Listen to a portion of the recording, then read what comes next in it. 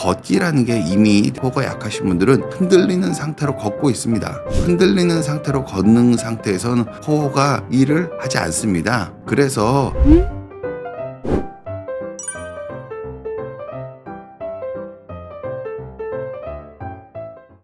안녕하세요. 비욘디 가족 여러분, 정형외과 전문의 이대영입니다. 오늘은 여러분들께 코어에 대한 설명을 또 드릴까 합니다. 코어 인지와 코어 강화에 대해서 설명을 드릴까 합니다.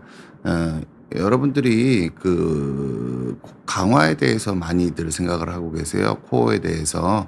또 우리가 운동이라고 하면은 우린 자꾸 강화를 생각하게 되거든요. 그런데 코어는 강화한다기보다는, 그러니까 코어 중에서도 가장 기본이 되는 속에 있는 코어는 강화한다는 표현이 적절하지가 않습니다. 왜냐하면은 이 앞에서 그림에서 보는 것처럼 이건 속에 있고 아주 넓게 퍼져 있는 얇은 근육이고 호흡 근이기 때문에 강화한다는 느낌을 거의 받을 수가 없습니다. 힘을 줄 수 있다. 조절이 가능해졌다고 느껴지지 강화된다고 느껴지지 않는 게 의미 있는 코어입니다. 그러니까 언제나 이 개념이 계속 여러 가지를 구분하지 않고 우리가 설명을 듣기 때문에 이게 맨날 헷갈리는 건데요.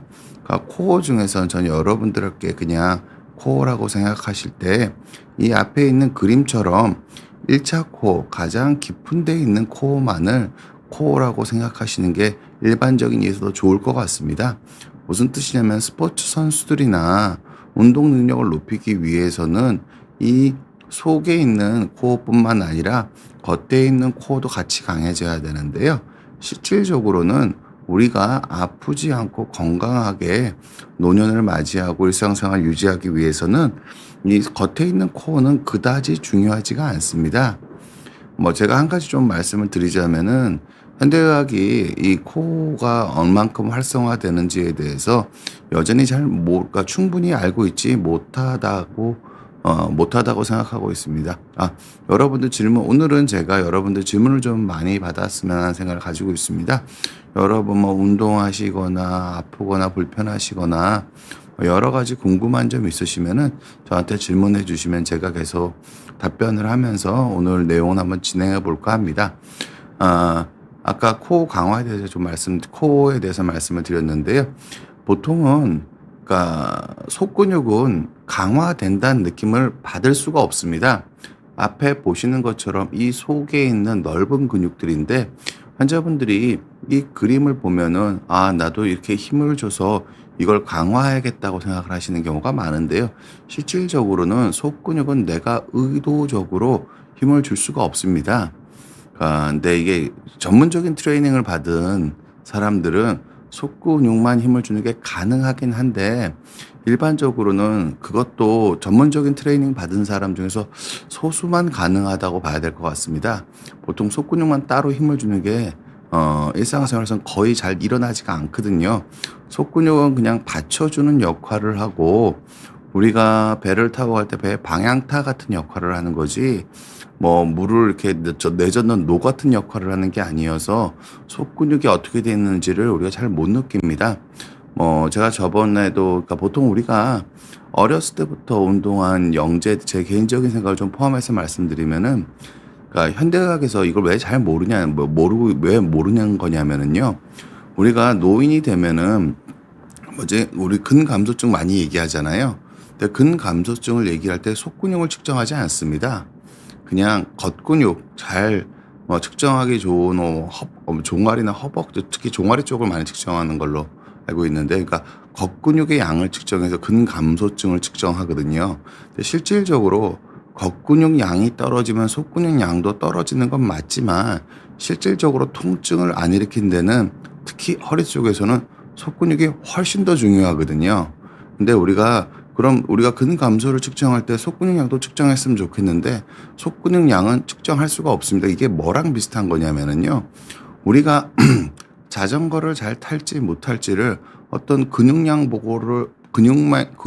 상태를 보고 알 수는 없잖아요. 근데 원칙적으로 속근육이 어떻게 보면은 균형 잡는 근육에 가깝고 밸런스를 느끼게 해주는 거에 가깝기 때문에 우리가 이 속근육을 측정을 할 수가 없습니다. 그래서 근감소증이라고 진단을 내리는데도 우리가 겉근육 만 가지고 측정을 하는 거고요.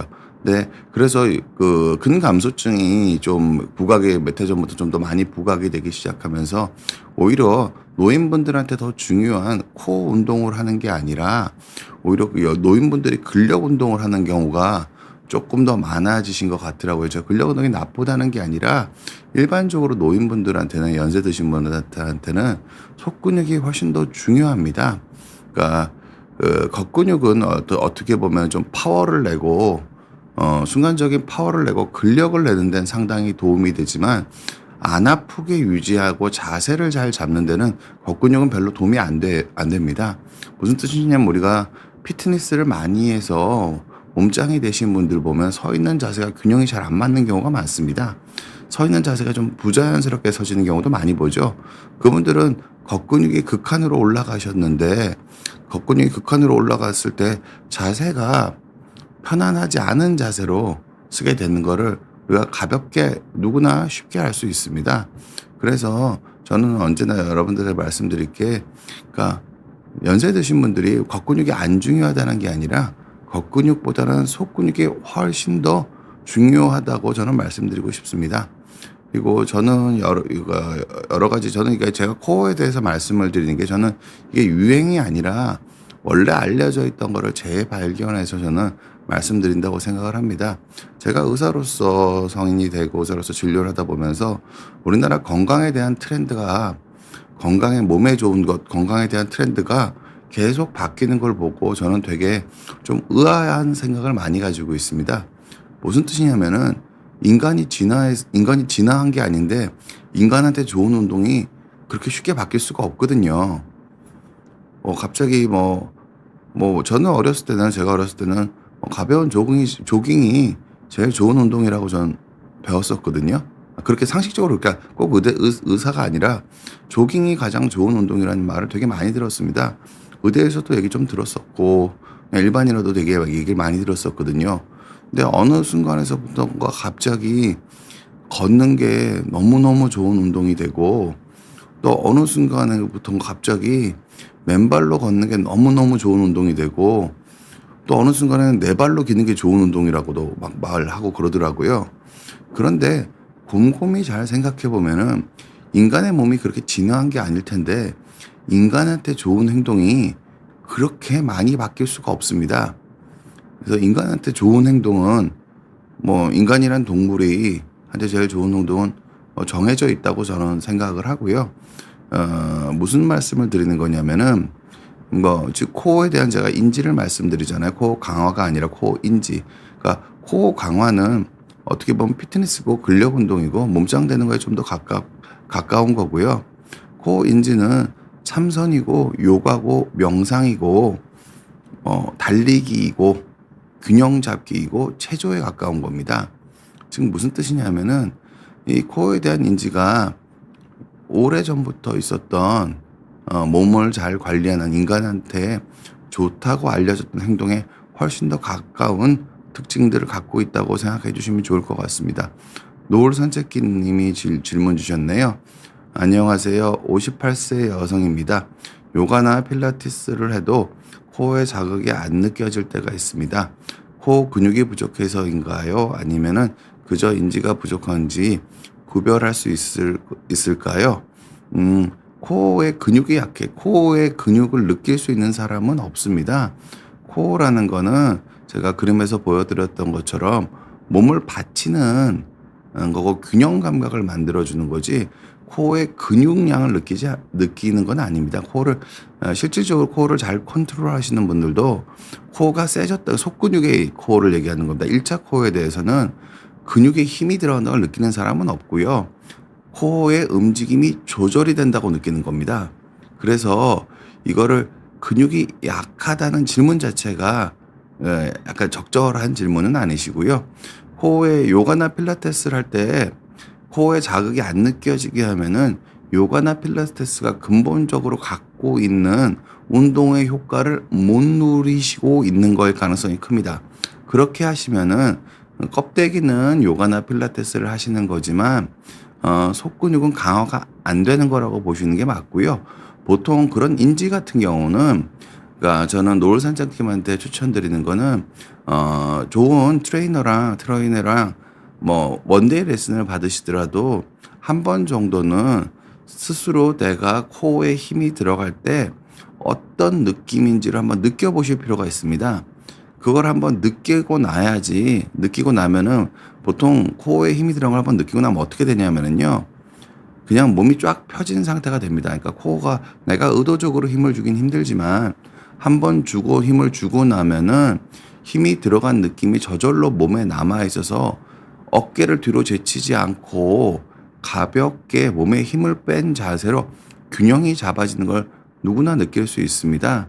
그래서 제가 나중에 책을 쓰면은 그런 것도 좀 전해드리려고 하긴 하는데, 제가 환자분들한테 하는 코어 인지 훈련은 아침, 점심, 저녁으로 짧게 한 10분씩만 코어 인지를 하시고 나면은, 아침에 10분 제대로 인지를 하고 나면은 오전에 몸이 쫙 펴진 상태로 지낼 수 있고요. 점심에 10분 정도 제대로 인지를 하면은 오후에 제대로 몸이 펴진 상태로 걸을 수가 있고 활동을 하실 수가 있고, 저녁에 10분 정도 하시면은 밤 시간 동안 몸이 쫙 펴진 상태를 유지하면서 일상생활을 하게 되는 거거든요. 그러니까 코어에 대한 인지는 그런 문제이고요.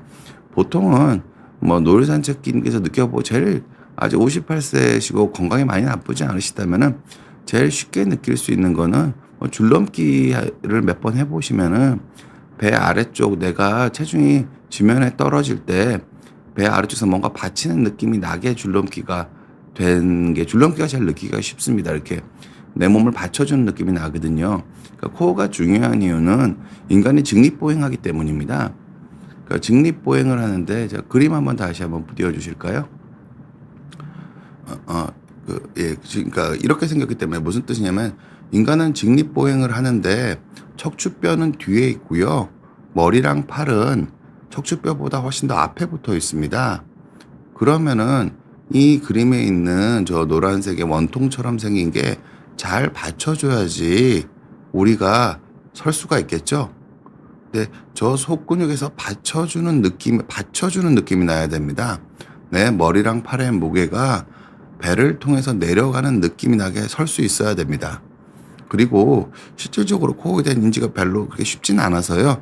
여러분이 일단 그냥 서 있는 자세에서 내가 똑바로 섰는데 허벅지에 힘이 꽤 많이 들어가겠으면은 그게 코어에 힘이 들어가 있는 상태입니다. 그러니까 코어는 그 자체로 힘이 들어간 상태라는 게 인지가 안 되고, 체중을 이동하거나 불균형을 줬을 때 코어에 힘이 들어가는 게 인지가 되고요. 불균형을 주지 않았을 때는 코어에 힘이 들어가는 거에 대한 인지가 매우 어렵습니다. 단지 그냥 정적인 자세에서는 내가 서 있는 거 기준으로는 허벅지에 힘이 들어가 있는 느낌이 들 때, 달리기 하는 거 기준으로는 내가 지면에 발이 닿는 순간 내 배가 좀 받쳐주는 느낌이 드는, 그런 식으로 불균형한 순간에 균형을 잡아주는 게 코어의 역할이지, 내가 어떤 식으로 힘을 주는 건 코어가 아닙니다. 움직이는 활동하는 상태에서는 그렇다고 보셔야 됩니다. 누워서 배를 당기는 연습을 하는 것도 있는데, 그게 실질적으로 코어에 힘을 제대로 안 주고 배를 당기시는 분들도 분명히 있으시거든요. 있으셔서 그러니까 줄넘기 할 때 배에서 받치는 느낌, 내가 달리기 할 때 내가 지면에 발이 떨어지는 순간 배에서 받쳐주는 느낌, 그런 것들이 코어의 느낌에 가까운 거고요. 그런 인지들을 자꾸 연습을 하셔서 아까 제가 말씀드리는 것처럼 일상생활에서 내가 설 때 코어에 대한 인지가 생기고, 내가 앉을 때 코어를 인지하고 앉으려고 하고, 이게 훈련하다 보면 이게 생활 습관으로 녹여나지거든요. 그런 식으로 하시는 게 여러분들이 건강을 관리하는 데는 훨씬 더 좋은 거, 안 아프게 하는 데는 훨씬 더 좋은 거라고 생각을 하고요. 그게 잘 받쳐주시는 분들은 이제 근력 운동을 열심히 하셔서 바깥쪽에 있는 코어도 기르고 근골격계의 근력도, 우리가 얘기하는 코어 강화도 하시는 건 나쁘지 않아 보입니다. 근데 이 속근육에서 잘 안 받쳐주는데 겉근육 운동을 계속 해버리시면은 허리에 더 과도한 힘이 떨어지는 경우가 많습니다. 그래서 그건 조금 주의하실 필요가 있으시고 고렇게 그냥 이해하시면 좋을 것 같습니다. 마니마니 님은 질문 주셨네요. 복부나 골반 저근에 힘이 안 들어갈 때는 코어 운동보다 먼저 해야 될 운동이 있는지요? 궁금합니다. 그냥 걷기 운동만은 어려운가요? 그러니까 골반 저근에 힘이 들어가는 걸 느낄 수는 저는 개인적으로 없다고 생각을 합니다. 그러니까 골반 저근이나 횡격막은 코어를 이루는 것 중에서 골반 저근이나 횡격막은 복압을 높였을 때 복압을 유지해 주는 역할을 하는 거지. 예, 근데 복압이 느껴지는 순간에는 그 코어만 가지고 되는 게 심부 코어만 가지고 되는 게 아니라 그 복압이 형성이 되려면은 껍데기 코어, 복직근 같이 형성이 돼야 되기 때문에 저는 코어를 기본적으로는 네 가지의 뭐 횡격막, 골반 저근, 다혈근, 복횡근이라고 부르지만 실질적으로 진정한 의미의 코어는 복횡근과 다혈근밖에 없고요. 횡격막이랑 뭐 어떻게 특히 골반 저근이 많이 쓰이려면은요 복압이 높아져야 되거든요. 근데 복압이 의미 있게 높아지려면은 이 복횡근 바깥쪽에 있는 복직근이나 복사근 같이 껍데기 왕자를 만드는 근육까지 같이 힘이 들어가야 되기 때문에 골반 저근에 힘이 들어가려고 느끼시는 거 자체가 재활이나 운동에서 올바른 방향은 아닌 거라고 생각을 하고요. 그냥 걷기 운동만으로는 좀 어렵습니다. 왜냐하면은 그러니까 걸을 때 우리가 흔들리고 있는데 흔들리는지를 모릅니다. 제가 환자분들 자주 드리는 말씀은 그러니까 코어에 대한 인지는 뭐랑 비슷한 거냐면은요. 평균대 위에 균형을 잘 잡고 쓰는 능력이랑 비슷한 거거든요. 근데 문제는 평균대 위를 조금 빠르게 뛰는 연습을 하면은 24시간 연습해도 평균대에서 균형을 잡고 잘 서는 능력은 잘 안 늘겠죠. 근데 걷기라는 게 이미 많은 분들은 코어가 약하신 분들은 이미 흔들리는 상태로 걷고 있습니다. 근데 흔들리는 상태로 걷는 상태에서는 코어가 일을 하지 않습니다. 그래서 그냥 걷기로만 어렵고 만약에 그냥 천천히 달리기를 하시면은 보통은 체중이 떨어지는 순간 몸을 곧게 필 수밖에 없기 때문에 코어를 잘 느껴보고 싶으시면은 걷기 운동 말고 천천히 달리는 거를 추천드리고요. 원래 걷기 운동도 코어에 대한 인지가 생기고 난다면은 밸런스 잡는 운동으로는 값어치가 있는데 걷기 운동은 상대적으로 너무 노령이 원래 걷기가 유행한 이유는요. 너무너무 노쇠하신 분들이 걷는 거라도 좀 하시는 게 건강상의 여러 가지 이점이 있다는 뜻이지 걷기 운동이 만병통치약일 수는 없습니다. 다행히 요새는 조금 옛날보다 러닝에 대해서 사람들이 조금 더 관심을 갖고 있는 것 같은데요. 저는 천천히 달리기가 걷기 운동보다는 훨씬 더 좋은 운동이라고 생각을 하고요. 천천히 달리기입니다. 천천히. 보통은 걷는 속도로도 우리가 달릴 수 있거든요. 제가 비온 뒤에 뭐 달리기 전문가분이랑 같이 출연해서 실현한 영상도 있으니까 찾아보셨으면 하고요. 걷기를 운동이라고 그러니까 아주 노쇠하신 분이 아니시면은 걷기를 운동이라고 생각하진 않으셨으면 좋겠고요.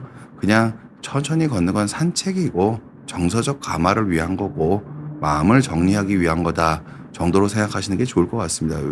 무슨 말씀을 드리는 거냐면은요. 우리가 앉았다 일어섰다는 5분만 제대로 해도 다리가 근육이 당깁니다. 근데 1시간 걸어서 근육 당기시는 분 없잖아요. 그럼 근력 운동의 효과는 1시간을 걸어도 매우 미미하다고 봐야 됩니다. 천천히 달리기는 5분만 달려도 땀이 나고 다 숨이 차거든요. 걷는 속도로 천천히 달려도 5분만 달려도 숨이 찹니다. 근데 걷기 운동을 1시간 정도 해도 숨이 안 찬 경우가 많잖아요. 그럼 심폐지구력 운동도 안 되는 거거든요. 그래서 걷기를 운동으로 생각하시는 거는 지극히 노령이신 분, 연세가 많으신 분들한테는 걷기도 훌륭한 운동이 맞는데 그렇게까지 많이 쇠약해지시거나 많이 연로하신 분이 아니시라면은 저는 가급적이면은 걷는 속도로 달리는 게 훨씬 더 건강상엔 이점이 많지 않을까 생각을 하고요. 물론 산책 목적으로 걸으시는 건 너무너무 저도 산책 목적으로 걷는 건 너무너무 좋아합니다. 근데 운동이라는 표현이 들기에는 조금 걷는 거는 조금 부족하지 않나라고 저는 생각하고 있습니다. 예. 외님이 질문 주셨습니다. 척추 내시경 수이트로 피주머니에서 내척 속에서 나와 교체 3일째 뇌책소에만 남아 주머니 잠금 3일간 너무 어지러워서 누워 있었습니다. 수술 일주일 후 퇴원하였다 이틀 후 다시 오신거리 다를 정도로 물이 나왔는데 결국 응급실 갔다 와서 괜찮아졌는데 이런 경우 수술이 잘못되었던 건가요? 이제 걱정하지 않아도 되는지 궁금합니다. 아이고 환자분 많이 스트레스 받으셨을 것 같습니다. 보통은 그러니까 뇌척수액이 나오는 순간의 위험은 그러니까 보통 그게 뇌척수액은 뇌척수액이 새는 거는 그 하반신 마취의 부작용이기도 하고 허리 수술의 부작용이기도 합니다. 근데 보통은 그게 샜던 적이 있는 것 자체가 대부분의 경우 아주 드물게 새고 있는 순간에 2차적으로 머리에서 두통이 아주 머리 내부에서 문제가 생길 가능성은 있는데 그게 너무 낮은 가능성이기 때문에 환자분들한테 일반인 대상 환자분들한테 이걸 설명드리는 것조차 괜히 너무 과한 설명일 수가 있어서요. 의사들끼리 얘기할 때는 의사는 저는 환자분들한테 의학 정보를 이해하실 때 중요한 순서대로 이용하시는 게 중요하고 빈도를 잘 모르는 내용은 안 보시는 게 좋거든요. 그래서 제가 그냥 결론적으로 말씀을 드리면은요. 걱정하지 않으셔도 됩니다. 그러니까 수술이 그게 하반신 마취의 부작용일 수도 있고 수술하는 과정에서 경막이 찢어진 걸 수도 있는데 지금 괜찮아지셨고 지금 현재 큰 두통이 없으시다면은 그게 추후에 어떤 문제로 다가오지는 않으니까 많이 놀라셨겠지만 이제는 걱정하지 않으셔도 될 것 같고요. 수술이 잘못이라고 말하기는 조금 어렵습니다. 비교적 흔히 있을 수 있는 일이고 그런 일이 생긴다고 해서 지금 멎으셨으면 크게 문제가 되지는 않습니다. 예, 그리고 결국은 대부분의 경우는 봉합하지 않고도 괜찮아지는 경우가 많은데 환자분이 조금 더 고생하셨던 것 같습니다. 너무 염려하지 않으셔도 되지 않을까 저는 그렇게 생각합니다. 예. 또 질문 많이 주셔서 너무너무 감사합니다. 산은 산이고 물은 셀프님이 질문 주셨습니다. 허리 디스크로 몇 년째 한방침 치료 받았으나 그때 잠시뿐이고 몇 달 지나면 허리 통증이 또 발생합니다. 지인으로부터 척추 내시경 수술이 있다고 들었는데 척추 내시경 수술은 어떤 수술인가요? 질문 주셨네요. 그냥 환자분들한테 치료에 대해서 근본적인 치료와 대증적인 치료, 안 아프게 하기 위해서 하는 치료가 있고 근본적인 상태 개선을 하기 위한 치료가 있다라고 이해해 주셨으면 좋겠고요. 병원에서 하는 건 병원에서 한다고 다 똑같은 치료가 아닙니다. 기본적으로는 제가 한방의 개념에 대해서는 잘 모르지만 제가 한국에서 일하고 있는 의사라고 해서 제가 한방 치료에 대해서 평가를 하지 않는 거는 제 직무를 유기하는 거라고 생각합니다. 왜냐하면은 제가 외국에 있는 의사여도 한방침을 평가할 텐데 제가 한국에 있는 의사이기 때문에 한방 치료에 대해서 어떤 언급을 비정상적으로 못하면 그것 또한 저는 비정상적인 일이라고 생각을 합니다. 조금 말씀을 드리면은 그냥 통증 치료라고 보시면 됩니다. 물리 치료와 한방 침 치료. 통증 치료를 하신 거예요.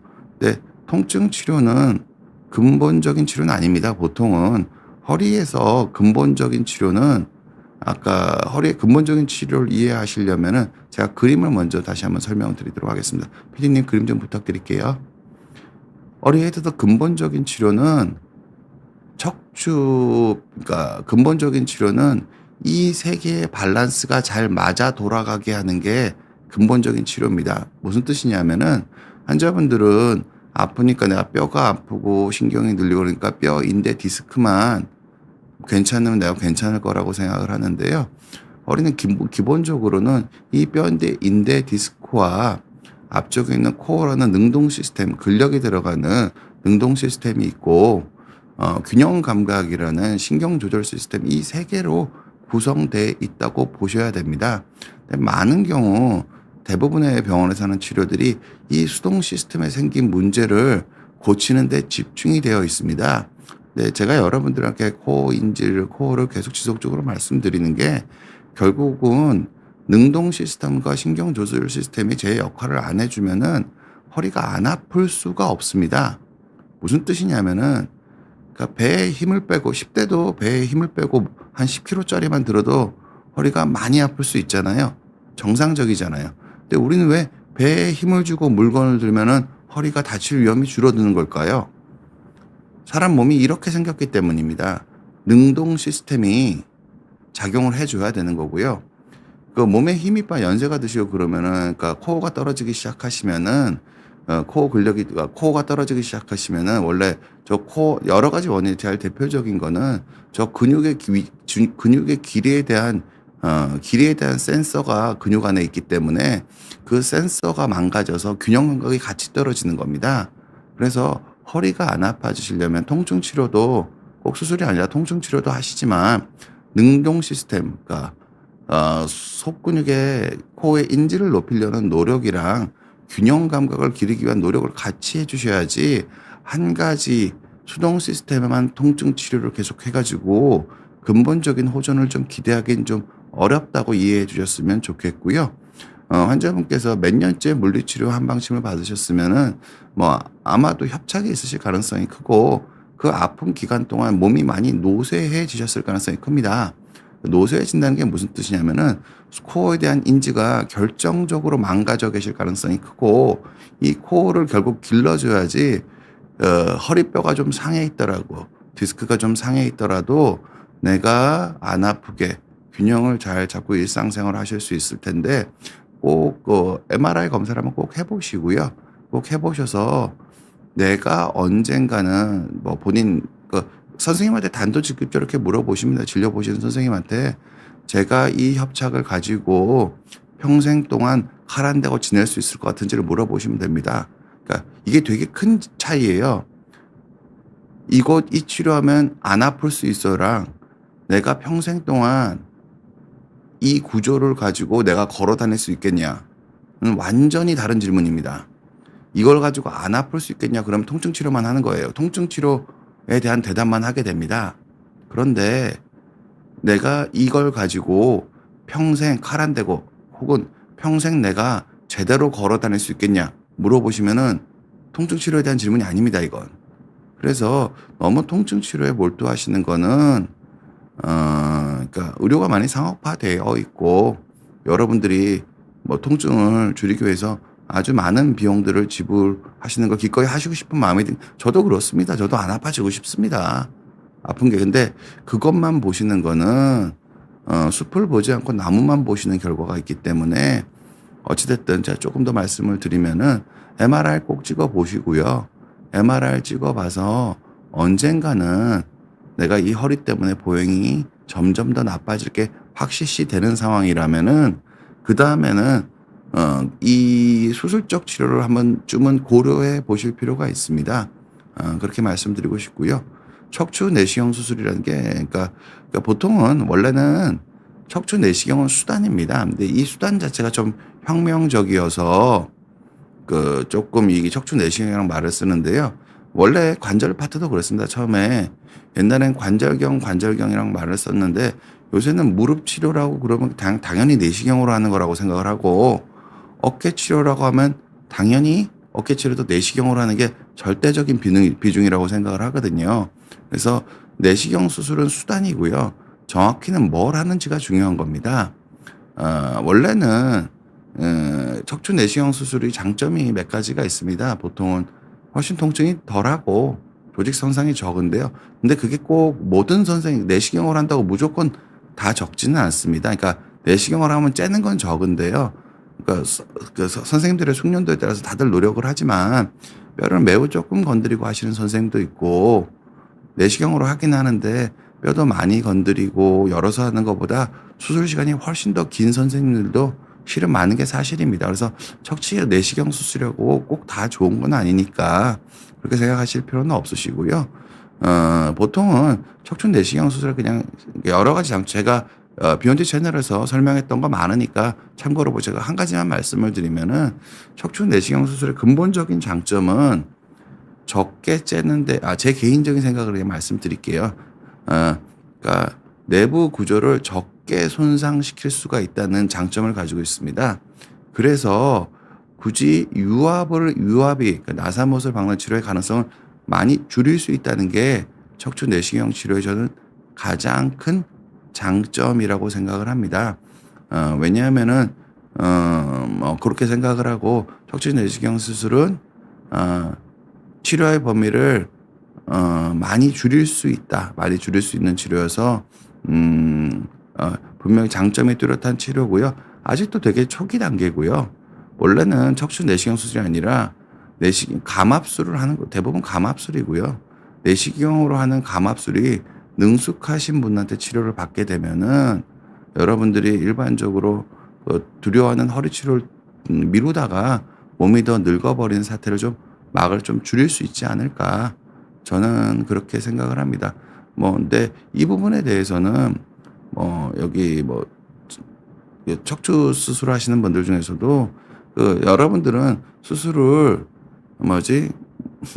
참을 때까지 계속 참아보라는 말하시는 선생님들도 계시지만 그렇지 않습니다. 그러니까 할 거라면 빨리 해야 된다고 언젠가 해야 될 거라고 생각한다면은 하루라도 빠르게 하는 게 좋다라고 생각하시는 분들도 척수 선생님들 중에 되게 많거든요. 예. 근데 여러분들은 수술 안 해도 된다 그러면 되게 좋아하시긴 하는데 미루는 거는 나쁜 겁니다. 그러니까 안 해도 되면 괜찮은데요. 미루는 거는 후회하십니다. 몸이 늙어버려서. 수술한다고 몸이 젊어지지가 않거든요. 미루진 않으셨으면 좋겠습니다. 수술 안 하게 관리하시는 게 물론 훨씬 더 좋은 거고요. 그리고 조금 더 치료식을 조금 더 작은 치료로 치료를 좀 단계해서 할 수 있게 도와드리는 면이 있습니다. 척추 내시경 수술이. 예. 현영기 님이 오늘 질문 많으셔서 행복합니다. 지금. 예. 현영기 님이 질문 주셨네요. 협착 증세가 있는 76세 남성인데요. 수영을 하면서 아랫배에 힘을 주면서 하면 코어에 도움이 될까요? 현영기 님은 제가 요번에 얼마 전에 국가대표 수영코치 박은진 님이랑 선수 출신의 수영 코치 활동하고 계신 박은진 님이랑 제가 수영에 대해서 좀 얘기한 강의가 있으니까 비욘디 채널에 찾아보면 있으실 거예요. 박은지 비욘디 치면 나올 겁니다. 한번 꼭 보셨으면 하고요. 수영은 코어가 생기는 운동이 맞습니다. 그런데 수영에서 코어는 어떻게 쓰이는 거냐면은요. 몸을 쫙 펴고 물에 떠 있는 게 코어를 쓰는 행동입니다. 아랫배에 힘을 주는 건 코어로 쓰는 행동이 아닙니다. 그건 겉근육입니다. 그러니까 코어도 쓰지만 껍데기 코어를 더 많이 쓰는 일이기 때문에 제가 주로 말씀드리는 속근육 코어랑 관계가 없는 거고요. 힘을 주신다고 하시면은 수영을 할 때 그냥 몸을 쫙 펴고 물에 떠 있으려고 하는 게 잘 되시는지 한번 보셨으면 좋겠고요. 그게 안 떠지는 게 코어가 약하신 겁니다. 76세 어르신이면은 한번 금방 아실 수 있습니다. 보통 3초 이상 몸을 피고 떠 있는 거 매우 어려운 일입니다. 보통. 근데 그거를 몸이 다리가 가라앉거나 배가 가라앉지 않게 몸을 쫙 펴서 떠 있으려면 내가 어떻게 힘을 줘야 되는지 느껴보려고 하시면은 그게 제가 말씀드리는 코어입니다. 아랫배에 힘을 주면서 수영하는 거는 제가 말씀드리는 코어가 아닙니다. 참고하셨으면 합니다. 유익상님이 질문 주셨네요. 혹시 호흡법을 잘하는 것도 코어 운동에 많은 도움이 되나요? 보통 이 호흡은 그러니까 호흡에 대해서는 저는 상대적으로 영향이 있냐 없냐 그러면 도움이 되냐 안 되냐 그러면 되는 건데요. 많은 도움이 되냐 그러면은 저는 많은 도움이 된다고 생각하지는 않습니다. 그냥 호흡에서는 천천히 한 번에 많은 양의 호흡을 하려고 하시는 생활 습관은 매우 도움이 됩니다. 부구감 신경을 활성화해서 하기도 하고 복행근 자체에도 좀 도움을 주기 때문에 천천히 한 번에 많은 양, 근데 배를 볼록하게 하라고 말씀드리는 게 아니에요. 천천히 많은 양의 호흡을 들이쉬고 내쉬는 연습을 하시면서 일상생활 하시는 게 도움이 되고요. 보통 괜찮으시면은 태극권 같은 거 할 때 호흡이 제일 좋습니다. 보통은. 그러니까 태극권이 몸을 아주 천천히 부드럽게 움직이면서 호흡도 천천히 하잖아요. 그 정도 느낌의 저는 호흡을 좀 권해드리고요. 단전 호흡이라든지 다른 여러 가지 횡격막 호흡이라든지 그런 것들도 안 되진 않을 텐데요. 그게 근본적인 목적이 아니기 때문에 저는 그냥 환자분들한테는 몸의 밸런스를 잘 잡으면서 천천히 숨을 들이셨다 내셨다 하는 게 코 운동이 아니라 인지라고 말씀드리고 싶습니다. 코 운동은 대부분 연세 많으신 대부분 전 비욘디 시청하시는 분들 대부분 연세가 좀 있으시거나 불편한 분일 가능성이 많다고 생각을 하거든요. 코 운동은 별 필요가 없습니다. 코 운동은 코 강화에 가까운 개념이기 때문에 코를 느끼는 게 중요하다. 코 인지라는 표현을 여러분이 좀 기억을 해 주셨으면 합니다. 인지라고 생각하면 운동이랑은 좀 다르잖아요. 언제나 인지를 유지한 채 일상생활하는 게 목표인 거지 코의 운동을 통해서 힘을 한번 기르고 신경을 안 쓰는 게 코어가 아닙니다. 속근육의 힘이 좋아지면은 자세가 저절로 유지되고 인지 상태가 지속적으로 유지가 되는 거지 운동을 하는 게 아니거든요. 그렇게 생각해 주셨으면 하고요. 그리고 안녕하세요 님이 질문 주셨습니다. 수술한 지 2주가 지나고 3주에 접어들었습니다. 며칠 전 실밥도 풀었습니다. 근데 3주까지 옆으로만 자니까 목, 등 근육이 뭉쳐 있는 게 심합니다. 등 쪽 물리치료 받아도 상관없을까요? 예, 당연히 물리치료 받으셔도 상관없으실 것 같고요. 근데 꼭 옆으로 주무실 필요는 없을 것 같고 보통 그러니까 상처 때문에 좀 바로 눕는 게 좀 불편해서 그러실 수도 있는데요. 다리 밑에 뭘 좀 받치거나 허리 밑에 뭘 조금 받쳐도 되고요. 수술한데 그냥 누워 있는 상태에서 수건 정도 깔아서 그 밑에 뭔가 좀 더 받치는 게 환자분들은 이게 수술한다니까 건드리면 안 될 것 같잖아요. 근데 피부나 연부 조직은 되게 금방 아뭅니다. 선생님 환자분께서 뭐 뼈를 얼만큼 건드린 치료를 하셨는지는 모르겠는데 연부 조직의 상처는 2주 정도 지나면은 가볍게 누르는 정도의 힘으로는 뭐 추가적인 손상은 안 일어나시니까요. 눕는 게 너무 불편하신 것만 아니시면은 상처가 좀 자극을 받아도 되니까 바로 누워서 주무시는 방향으로 해보시는 게 어떨까 싶습니다. 이선희 님이 질문 주셨네요. 굽어지는 허리 운동으로 펼 수 있을까요? 저는 이거를 구별하기 위해서 MRI를 찍어 봐야 된다고 생각을 합니다. 무슨 뜻이냐면은 근감소 때문에 그러니까 노쇠해서 협착은 별로 없는데 노쇠해서 코어가 떨어져서 허리가 숙여지는 경우가 있으시고요. 협착 때문에 허리를 못 펴서 허리가 숙여지는 경우도 있습니다. 근데 별로 내가 그렇게 노쇠하거나 전신적으로 힘이 떨어진 건 아닌데 허리가 숙여진 거면은 그건 협착 때문일 가능성이 매우 높아서 굽어지는 추세가 있으면 MRI 찍어보고 허리가 몸이 더 노쇠해지기 전에 감압을 하시고 내시경을 하든 열어서든 감압을 하시고 운동을 하셔서 몸을 관리하시는 게 좋습니다. 그러니까 굽어지는 허리 중에서 근감소나 몸이 노쇠해서 그러신 경우는 코 인지부터 살살 단련하시면은 허리가 펴집니다. 펴지고요.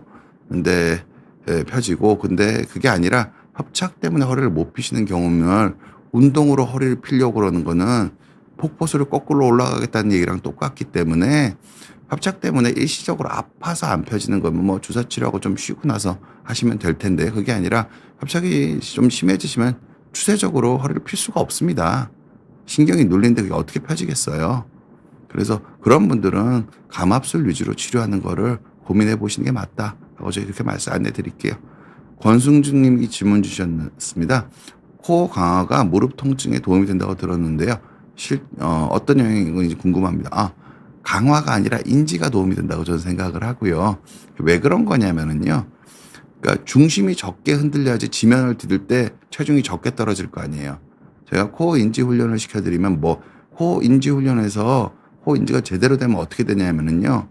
체중을 디딘 발에 다 두고 체중을 하나도 실지 않고 다른 쪽 발을 앞으로 내밀 수 있게 하는 훈련을 시키거든요. 이게 훈련이 된다는 게 무슨 뜻이냐면은요. 지면을 디딜 때 충격이 안 떨어지게 걸을 수 있게 만든다는 뜻입니다. 그럼 무릎이 당연히 덜 아프겠죠. 협착증이 있으신 어르신 노인분들 그런 분들 되게 많아요. 협착증이 있으면 무릎도 아파집니다. 왜냐하면은 옛날보다 지면을 훨씬 더 세게 때리면서 걷게 되시거든요. 그럼 그래서 협착증 때문에 무릎 인공관절 하고 오신 분들도 많습니다. 협착증이 더 심한데.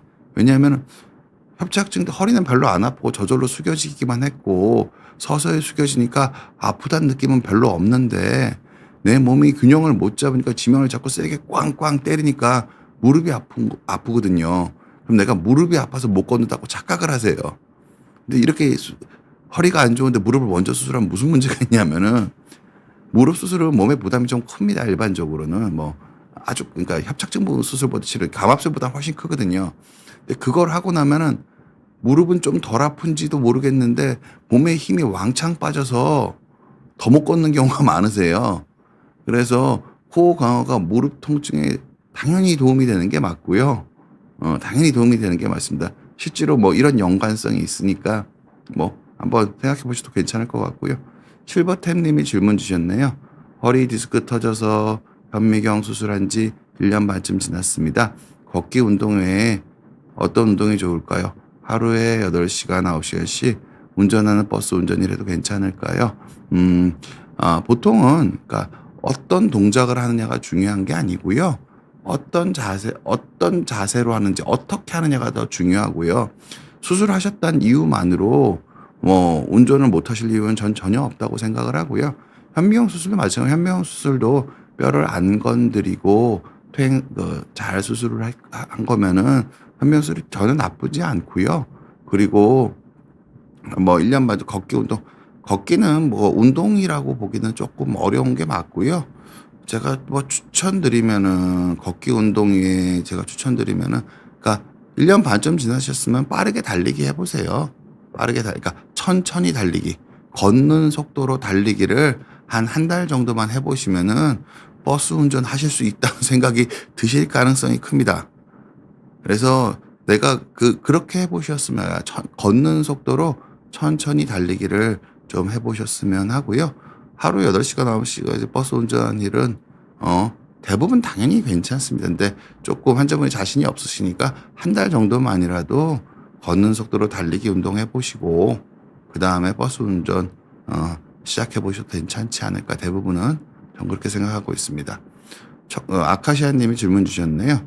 척추 측만이 있을 때도 코어 강화하는 운동이 도움이 되는지요? 아니면 방향에 따라 조심해야 하거나 아예 측만증을 치료하고 코어 강화를 하는 게 좋은가요? 척추 측만은요, 대부분 아주 아주 어린 친구들을 제외하고는 보통 어린 친구가 방송을 볼 가능성은 많지 않으니까요. 퇴행성 변화의 결과고요. 협착증의 범주에 넣어서 생각을 하는 게 맞습니다. 혹시 휘어있기 때문에 허리를 피는 치료를 나사못을 박는 수술을 해야 된다거나 그렇게 생각하진 않으셨으면 좋겠고요. 원래 휘어있는 이유 자체로 아프지 않다는 게 의학계 정설입니다. 무슨 뜻이냐면은 40도 이상 그러니까 퇴행성 변화가 안 와 있는 척추는요. 40도 이하로 휜 거는 칼을 대지 않습니다. 왜냐하면 그리고 40도 이상 넘어가도요. 수술하는 이유는 허리가 아파서가 아닙니다. 폐를 눌러서 수술하는 거거든요. 휘어 있다는 이유 자체로 허리에 칼을 대야 된다고 생각하실 필요는 전혀 없습니다. 그리고 퇴행성 척추측만은 원래 코어가 약해서 생기시는 운동이고요. 근데 코어를 강화하려고 하시면 안 되고 코어 인지부터 잘해서 통증을 잡으셔야 되고요. 왼쪽으로 휘었으니까 오른쪽으로 꺾어라 그런 식의 조언을 해주시는 분은 그런 조언을 안 들으시는 게 좋습니다. 왜냐하면은 왼쪽으로 휘었는데 오른쪽으로 꺾으면은 밑에는 왼쪽으로 휘었는데 위에만 오른쪽으로 더 꺾일 가능성이 있습니다. 원래 휘어진다가 펴지지 않아요. 그래서 이 방향은 저 방향으로 하는 게 아니고요. 코어에 대한 인지를 높여서 퇴행이 적게 진행하게 만들어야지 척추 측만이 진행하지 않는 거고요. 휘었다는 이유로 치료하실 필요는 전혀 없고요. 척추뼈가 어긋나 있다는 이유로도 혈에 나사못을 박을 이유는 전혀 없고요. 척추뼈가 디스크 사이 간격이 좁기 때문에 나사못을 박아야 될 이유도 전혀 없습니다. 이거는 정설입니다. 그거가 이유 중에 작은 이유 중에 하나가 될 수 있는 거지 주된 이유는 아닙니다. 휘었다고 어긋났다고 좁아졌다고 수술해야 되진 않습니다. 기본적으로 환자분들은 엑스레이에서 그게 딱 보이고 딱 눈에 보이니까 해야 될 것 같잖아요. 그렇지 않습니다. 왜냐하면은 의사로서 지내다 보면은 허리뼈가 너무너무 어긋나 있고 뼈가 다 휘어 있고 디스크 사이 간격 하나도 없는데 균형 감각이 좋고 코어가 괜찮으신 분들은 멀쩡하게 지내는 경우가 너무너무 많기 때문에 제가 아까 말씀드린 그림 한번 보여주실까요? 이 몸이 사람 몸이 이렇게 생겼다는 걸 이해를 하시면은 뼈가 조금 어긋났다고 해서 어긋난 걸 맞추거나 허리뼈가 좀 휘었다고 해서 휜 걸 피거나 그럴 이유가 전혀 없다는 거를 이 그림을 보시면은 여러분들이 그냥 이해가 가실 수 있지 않을까 생각을 합니다. 코롱 님이 질문 주셨습니다.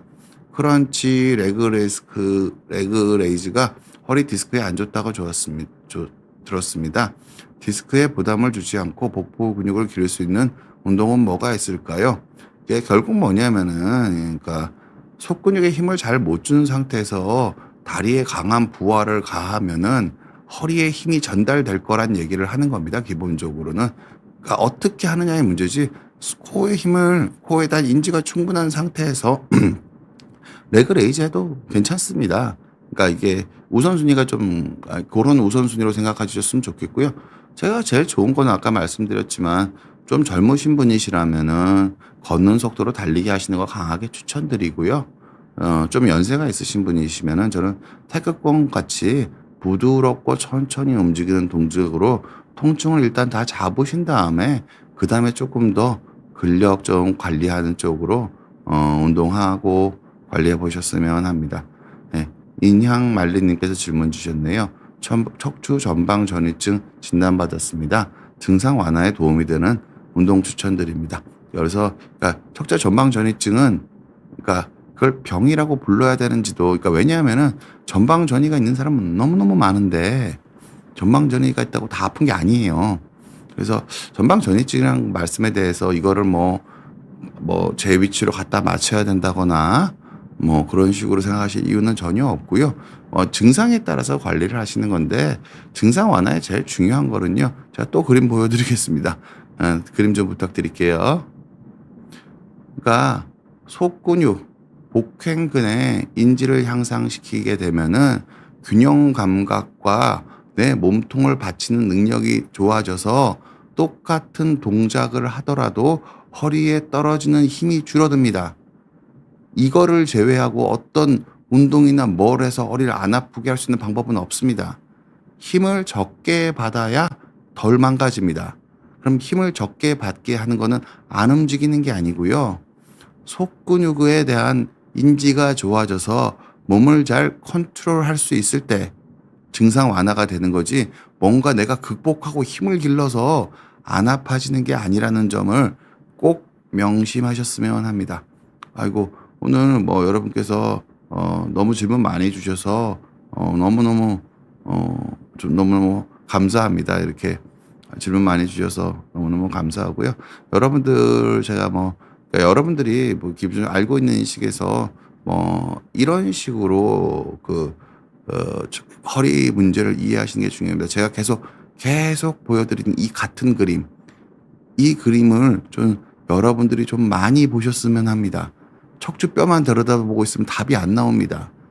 나무만 숲을 봐야 되는데 나무를 열심히 봐가지고는 산림 녹화가 안 된다고요. 우리한테 필요한 거는 전신적으로 건강한 삶이거든요.